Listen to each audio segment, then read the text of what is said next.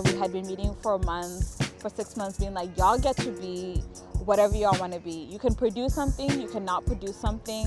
This space is for the youth. Started talking about food. I think somebody was like, oh, I'm hungry because we're meeting on Zoom, and it was like from 5:45 to 7:45. And we were like, why don't we break bread? What does it look like for all of us to get together, meet in person, and celebrate what the 6 months have been? So at this What's Cooking event, we decided to have food from all over the world because we believed it best represented us all as a whole, because food is really what brings all of us together. And we thought that by sharing our culture, we can also be together.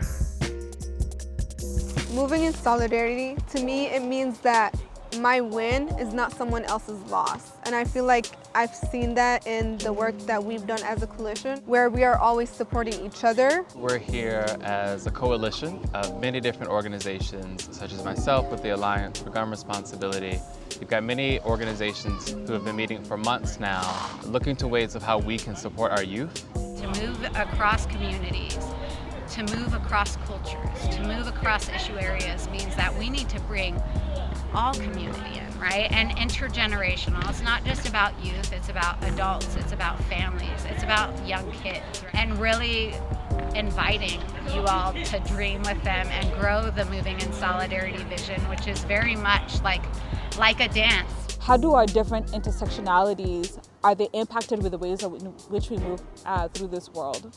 And as we were kind of putting that together, the youth were sharing their stories. They were sharing what it's like to be a Black Muslim kid. For me, what it's like to be a queer young person, and how I interact with systems, right? How police systems, educational systems. So that's how we kind of came to be. Would like to add on that it's really, really so important that we come together as a whole and move forward, because moving in solidarity, it has it in its name, moving. It's really coming together and moving forward towards creating change in our communities, creating change in our organization so that we can really help with the betterment of the lives of other people.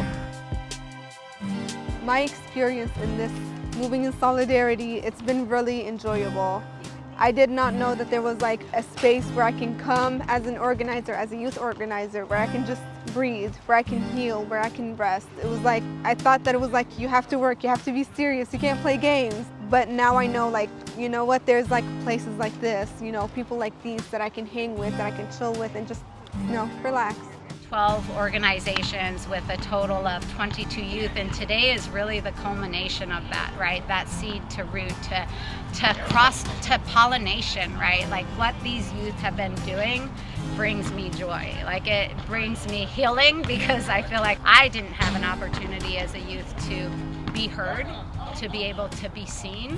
One thing about moving through solidarity and the youth is they're like so forgiving. Like they don't make you feel sorry or guilty or like you're doing anything wrong. They're like open-minded and loving. It's like such a loving and engagement, and I learned to, like, I guess even just be gentle with myself with the way that they treated me.